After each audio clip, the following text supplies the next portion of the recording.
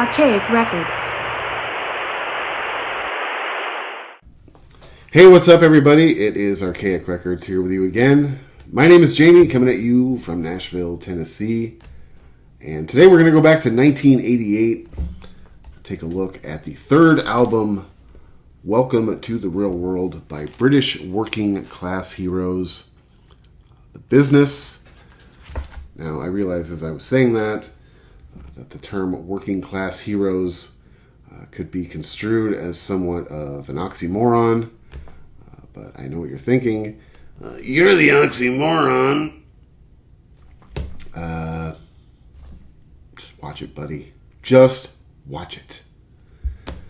Anyway, The Business were formed in 1978 in South London, England. My personal relationship with this band began back in the fall of 1999, right after I had moved to Seattle from the Bay Area. One day, I was sort of exploring the streets of my new neighborhood up in Belltown in Seattle. At the same time, I was feeling a little bit restless with my music collection at the time. I was sort of feeling a little bored, a little bit stagnant, and I was kind of in the market for something new and interesting. And during one of my walks down 2nd Avenue in Seattle, I stumbled upon a place which would become one of my favorite record stores of all time. A place that at one time I spent so much money, I may as well have just signed over my paychecks to them. But there's a record store in downtown Seattle on 2nd Avenue called Singles Going Steady. Now, sadly, I haven't been back to visit Seattle in well over a decade. But I did look it up to see if it was still there, and as far as I could find online, it is still there, which is something that warms my heart. You never know, with especially going through the pandemic and the fact that people just don't buy as much music as they used to. You never know if stores like that become vulnerable. I'm very happy to see, at least online, that the store is still there. The first time I walked into that place, though, it completely blew me away. It is this very cool little, very curated punk rock record store right in the heart of the city. I remember the first time I walked into that place, like I said, I was feeling a little restless with my record collection, a little bit bored. And I started just kind of thumbing through the CDs. Now, one of the things I loved about that store, which I loved everything about it, but one of the things I loved about that store was that everything was very organized by sort of genre and sub-genre and different categories. And I was just in the market for something new. I wasn't exactly sure what I was looking for, but I went in there, and for some reason I started thumbing through the Oi CDs, which at the time was not a style of music that I really knew anything about. If I'm being completely honest with you, I found that style of music, those fans, those bands, honestly, to be somewhat intimidating at the time. Most of the music I was listening to, at least sort of in the punk world, was a lot of the stuff from the classic era. My favorite band at the time was Generation X, so anything from that era. And then a lot of the stuff that was kind of contemporary to the Bay Area. I talked about the Mr. T Experience on this channel. Bands like that. That was really sort of the music I was most familiar with. And I remember as I was digging through the Oi CDs, a lot of these bands' names at the time, I had no idea who they were. They didn't really mean anything to me. But as I was digging through, I stumbled upon this album on CD. And I picked it up. I found it to be kind of interesting looking. And the reason why I think this one popped out at me was, at the time at least, I had at least heard of The Business. I knew of this band. I don't believe that I'd really ever heard anything by them, but I do remember that I had seen shirts, I'd seen patches. I knew people, or had at least spoken to people who liked this band. So at the time I thought, yeah, I'll check this out. Got nothing to lose. Bought it on CD. I took it home. I threw it on, and this album pretty much just immediately grabbed me right by the plums. This was basically exactly what I was looking for. It was way different than anything I was listening to at the time. And I will say that this album basically for me just kicked open the door into a whole another world of the punk rock universe. I bought this album. I'm not exaggerating when I tell you I probably listened to this record 15 or 20 times the first 2 or 3 days I had it. I just couldn't get enough of it. To me, even though this record at the time was 11 years old, it sounded fresh, it was new, it was angry, it was catchy at the same time. That was one thing I think I liked about this record, was it was different enough in some ways, but it was also a little bit what I was sort of familiar with. And as I said, this record really sort of served me as the gateway drug into a whole nother world, into the sort of oi world. Over the next probably year, I would say I really went on a oi just spending spree. I was buying as much of the music as I could find, whether it was compilations, whether it was albums by bands, shirts, posters, didn't really matter. This album really just kind of like jettisoned me into a different direction, to the point now is where I can say, I feel like I can say this sort of safely now, some almost 30 years later, that I would say that oi is probably now my second favorite subgenre underneath what you call the sort of punk rock umbrella. Now, my favorite era of music is still the 1976 to 1984 classic punk, post-punk era, but I think it's safe to say that this style of music really is probably my second favorite kind of music. To me, there's just no other style of music like it. I love the message, I love the aggression, I love the attitude, I love the tempo, and I really love the community around this style of music. This is a style of music where the fans are incredibly passionate. There is a lot of community around it. And another thing I really love about this style of music, to me, is that this really is, to me at least, the soundtrack of the working class. Now, I'm not a political person at all. I really don't care about your opinions. I don't care what side of the aisle you sit on. In this country, I think both political parties are fucked. I think if you pledge allegiance to either one of them, I think you're a rube. I think that you are basically perpetuating dishonesty, corruption, really, and criminality. But one thing I do believe in, steadfast, is the condition and the plight of the working class. Now, I can only speak for this country. I don't know what goes on in other parts of the country. But I do believe in the working class. I believe in our right to stand up for ourselves and fight for our rightful position within our community. Now, you may be saying, you're being a little dramatic there, ain't you? Well, let me tell you a little bit about my personal experience. A few years ago, I was socioeconomically evicted from my home area in the Bay Area because the people out there simply have no value for us. The people of San Francisco, Oakland, and Berkeley have made a conscious decision that unless you are a member of the ultra elite or the homeless guy shooting heroin into his ball sack across the street from a school, that you are of no use to them. Now, I'm somebody who I work very hard.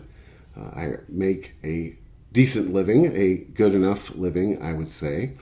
But in the Bay Area, if you are somebody who, works with your hands, you build something, you sweat for your money, you are of no value to them. And as far as they're concerned, you can pack up your pathetic little life and hit the bricks, which is what we've done, which is what my wife and I did. Now, at the end of the day, the joke ends up being on those people because according to things I've read now out there in San Francisco, Oakland, and Berkeley at least, and that's where I can speak from my personal experience, is now they can't find anybody to police their streets. They can't find anybody to build their roads. They can't find anybody to cut their hair. They can't find anybody to fix their cars. And they wonder where we all went. Let me express my deepest and sincerest condolences to those people by saying, eat shit. The best part of that is when we do leave, those of us who've left California, we end up moving to places like Tennessee, for example. And the first thing we encounter when we get to places like this is people saying, we hate Californians. Just like, man, what can we do? But anyway, how's that working out for you out there, by the way? Have you been to Oakland recently? Next time you're in the Bay Area, why don't you take a drive through Oakland sometime? A place I love, by the way, my favorite city, a place I love with all of my heart. Take a drive around Oakland and see what it's like right now. It's pretty rough. Makes me want to fucking cry when I see the state of Oakland right now. I don't think they've built their utopian society the way that they thought they were.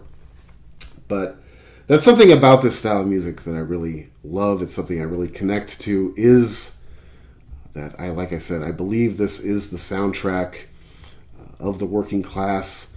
I believe there's a very strong community of people behind this style of music. You go to shows, the people that are into this style of music tend to be very hardworking, good, strong people, strong backboned people. Now, you go to any show, of course, there's going to be a few blockheads. That's any show. But I really love the style of music. I love the community around it. There's just no other style of music like it. You listen to this music, at least for me, and it is empowering. It makes you want to put your chin up, improve your posture, put your fist in the air. I listen to this music a lot, this style of music a lot, in the morning when I drive myself to work, because I work in a very exclusive area in Nashville. My clientele tend to be very high maintenance, very entitled, very snobby, very look down your nose at people like me. But this style of music, I drive to work, it makes me want to face the day. There's no other style of music like it. There's no other style of music that makes me feel as proud and as empowered as this style of music does. Now, as far as the business specifically, I got to see the band twice live over the years. Both the shows I saw were up in Seattle. And I will say that this band was killer live. Both times I saw them, I only got to see them twice. This band could really whip a crowd into a frenzy. And that's saying a lot, because back in those days, at least, Seattle crowds were known for being a little bit timid. They weren't necessarily like the rowdiest crowds in the world. I love seeing these guys live. I really miss this band. Of course, singer Mickey Fitz sadly passed away of cancer in 2016.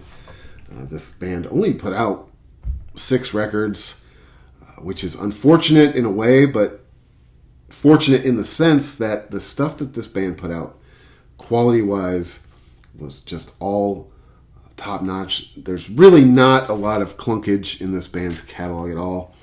And I will argue you to death that this record, Welcome to the Real World, does not have a bad song on the entire record.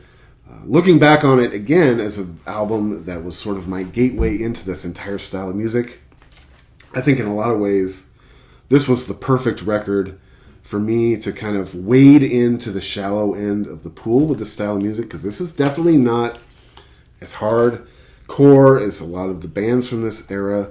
This record is melodic, it's catchy, but yet it's still got that hard edge, fist in your face, street punk rock and roll.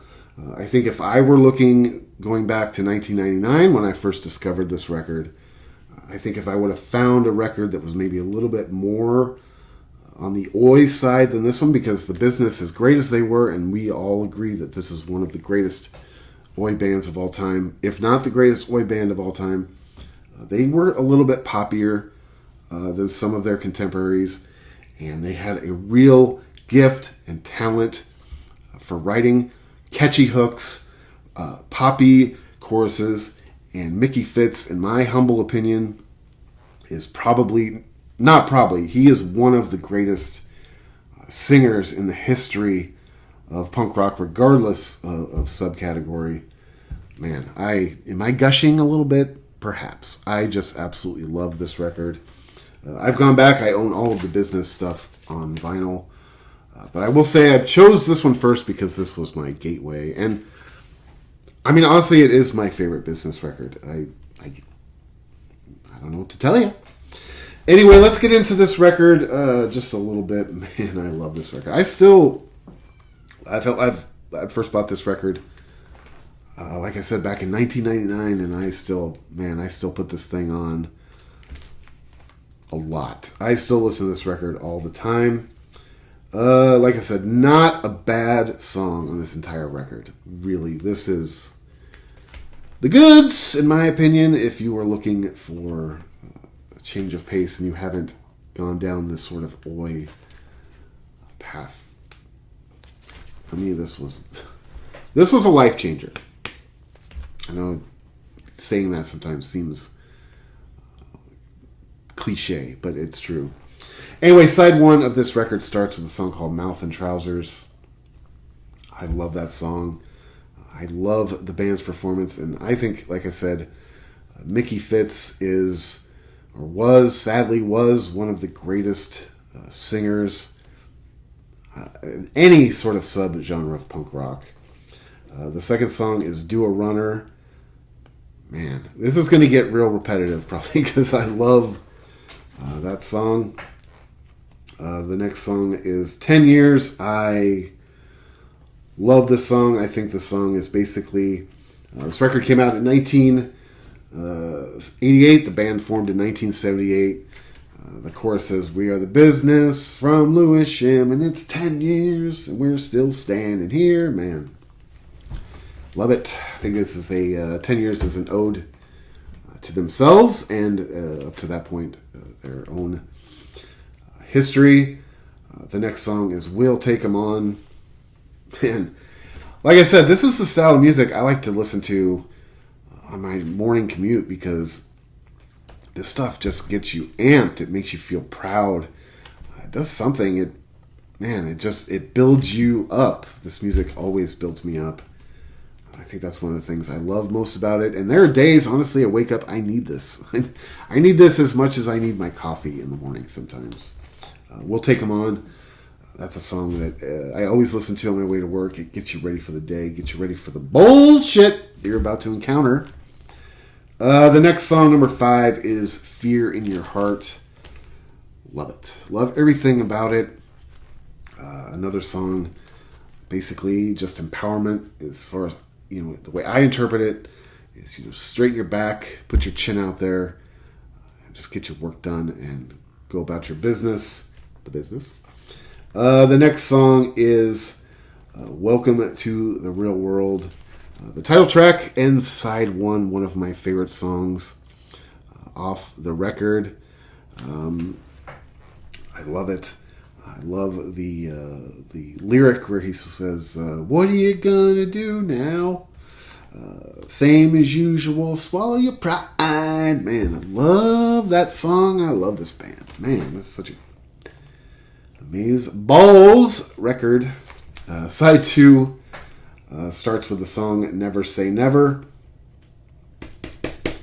If I had to pick, which it's this is getting real loose with the language right now, but I would say if I had to pick a least favorite song, and I hate even saying that because this record is so good all the way through, but just for the sake of being somewhat unbiased, I will say if I had to pick a least favorite song off of this record, it would be Never Say Never, but I love it. I still love it. It just maybe is a slight downgrade. I do like it, but it's probably my least favorite if I had to pick one. Sorry. Side 2, or number 2 on side 2, is the song Handball. I really love that song as well.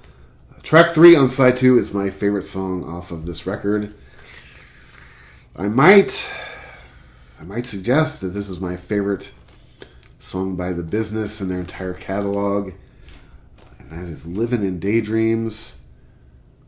Man, this song is just working class perfection.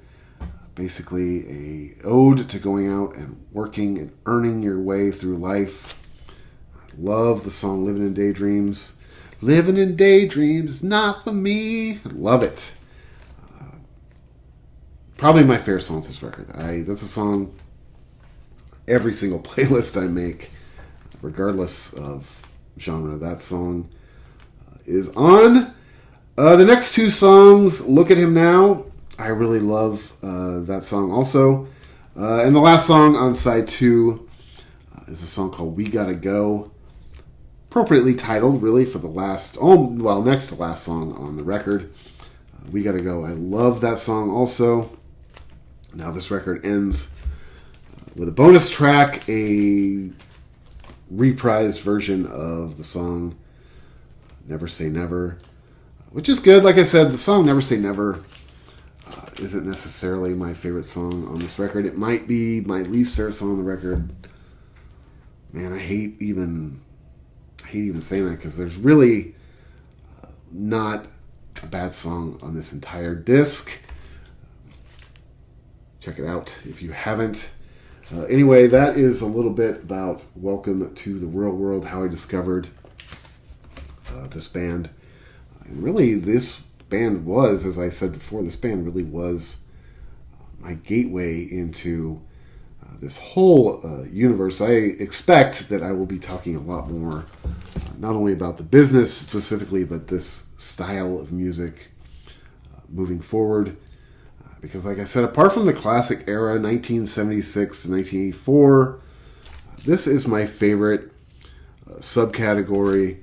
There's just no other style of music like this. There's nothing else that gets you feeling the way that this music makes me feel. And like I said, I've gone to shows, many shows now. I've not gone to Oi shows in Europe. That would be a bucket list for me to go, see some shows in England, see some shows in the Netherlands, places like that. So I can only speak from my experience going to these shows, at least in the United States. But there's such a cool community around this style of music. Like I said, these are very hardworking, sometimes hard drinking also, but hardworking people with a lot of integrity, a real sense of community, people that I think genuinely care about each other, care about their place in the world, care about their plight. They don't give a shit about political parties. They don't care about who you voted for. They just want to go out there, live their lives, do their work, provide their families with a nice home, and go home at the end of the day. I really believe that this style of music really is the soundtrack to the working class. Now, you could argue that all of punk rock is the soundtrack to the working class. I'm not going to necessarily disagree with you on that, but this subgenre specifically is really the guys who go out there, like I said, and sweat for their money. They build things with their hands. And everywhere we turn now, even here in Nashville, you're starting to see. My wife and I moved to Nashville to get away from San Francisco, to get away from all of that anti-working class sentiment out there. And now you're starting to see it here. People are getting priced out of Nashville. People are losing their homes. People are being, as I described it earlier when I was talking about the Bay Area, people are becoming socioeconomically evicted. Here, I've met people that have lived in Nashville their whole lives that now suddenly feel like they can't afford to live in their own home. And I think that's disgusting. I think that's what happened to me in the Bay Area. Like I said, I love Oakland. I love that place. It's my favorite city. It makes my heart bleed when I even think about it. Go over to Oakland now. Why don't you go drive around, see what it looks like now. It's pitiful. It makes me want to cry because they've gotten rid of everybody who actually loved the place and cares about the place. They've replaced them with a bunch of transient tech bros just because they happen to make enough money. Anyway, that was my little soapbox. I get a little bit sensitive when I talk about the Bay Area. I hope you can understand that. Anyway, man, thank you so much for checking out this video. This is Archaic Records. My name is Jamie, coming at you from Nashville, Tennessee. Be sure to go out and support your local record store. Go listen to The Business. Check back on this channel every week for Morrissey Monday, my weekly celebration of all things Morrissey and the Smiths. Check back for other record content as well throughout the week. And until next time, my friends, I'll talk to you then.